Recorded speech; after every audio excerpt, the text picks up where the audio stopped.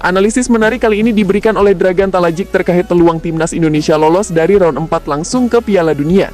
Menurutnya, saat ini bersama Patrick Kluivert peluang itu hanya 10%, karena dia sendiri belum tahu pola permainan seperti apa yang hendak diterapkan Patrick Kluivert.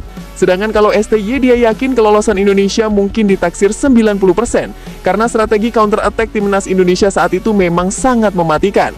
Bersama pelatih mereka saat ini, analisis saya terhadap gaya main mereka yang belum jelas dalam melakukan serangan.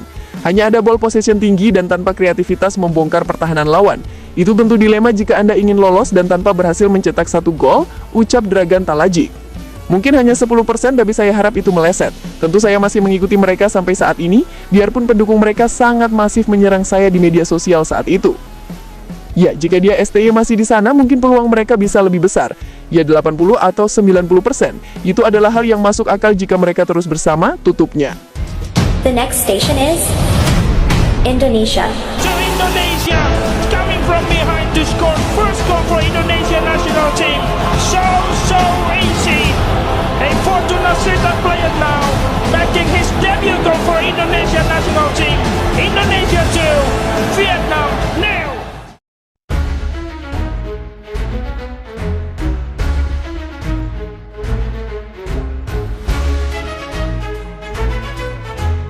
Belakangan ini memang ramai soal prediksi dan juga kalkulasi Indonesia bisa lolos ke Pildun tahun depan lewat round 4 langsung. Bukan soal faktor non-teknis saja yang disorot, tapi juga permainan timnas kita secara keseluruhan, yang belum menunjukkan perkembangan signifikan di 2 laga terakhir. Ya tentu kita sepakat kalau kemenangan 6-0 lawan China Taipei bukanlah jadi patokan sama sekali, karena gap kita dengan China Taipei sudah terlalu jauh. Meskipun menang telak, tapi itu bukan gambaran luar biasa bagi tim kita di laga melawan Arab dan juga Irak bulan depan. Apalagi di laga kedua FIFA Matchday kemarin memang cukup menjengkelkan, dikala pemain kita tidak satu kali pun melakukan shot on target ke gawang Lebanon. Hal itu memunculkan pertanyaan netizen, gimana nanti lawan Saudi atau Irak? Karena kalau 0 shot on target jelas tidak akan bisa mencetak gol, karena gol itu sendiri datang karena adanya percobaan tendakan ke arah gawang lawan. Namun netizen lain juga menyebut kalau Saudi dan Irak nggak bakal mungkin main bertahan lawan Indonesia, karena level kedua tim itu masih berada di atas Indonesia. Ya tentu kemarin melawan Lebanon pemain kita kesulitan karena Lebanon sendiri main low block dan parkir pesawat. Tapi kan dalam sepak bola bukan tidak mungkin Saudi atau Irak main bertahan demi menang.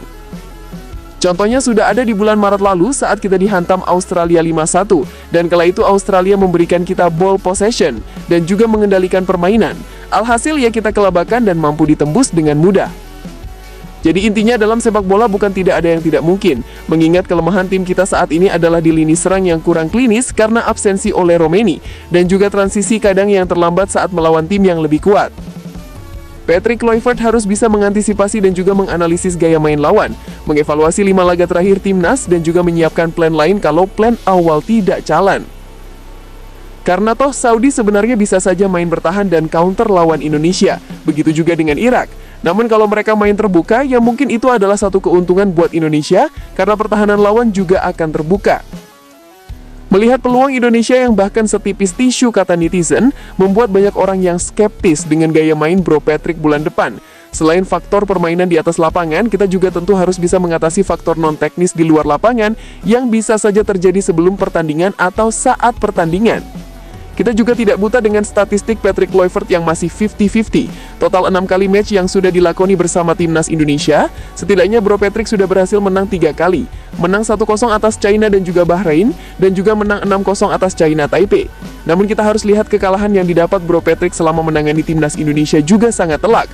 Kalah 0-6 atas Jepang dan dibantai Australia 5-1. Sedangkan satu laga berakhir dengan hasil seri lawan Lebanon kemarin.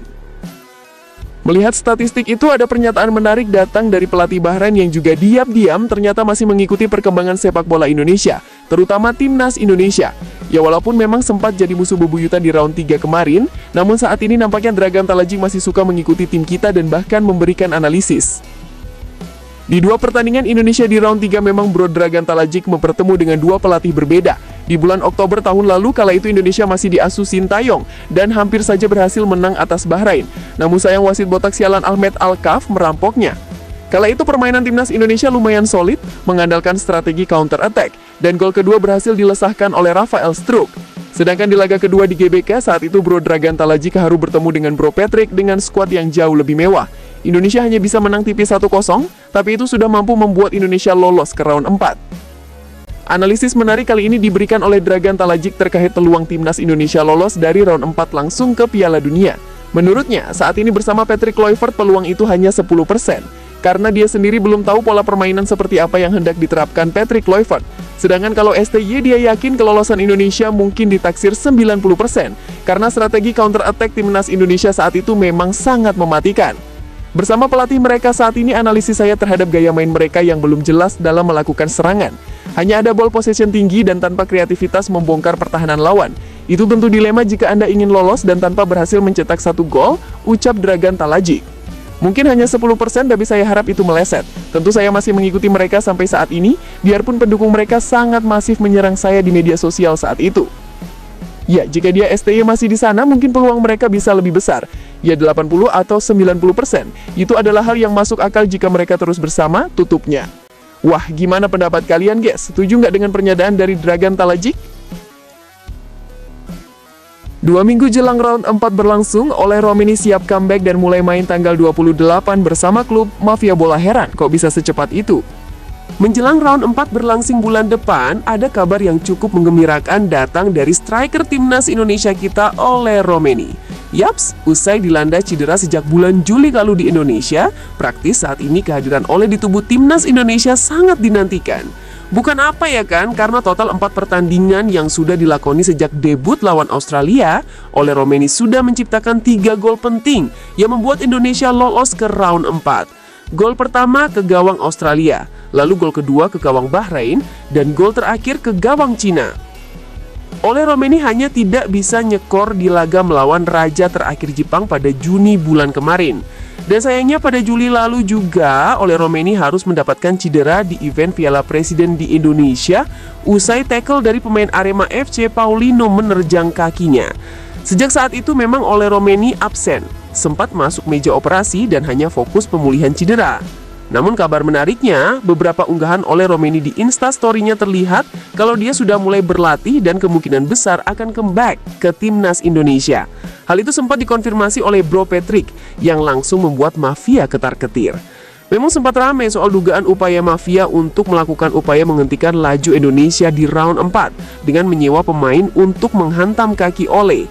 Namun hal itu memang sampai saat ini belum terbukti, dan semoga saja Ole Romeni memang benar-benar comeback ke timnas Indonesia. Wah, gimana menurut kalian guys? Jangan lupa tinggalin komentar kalian di bawah ya.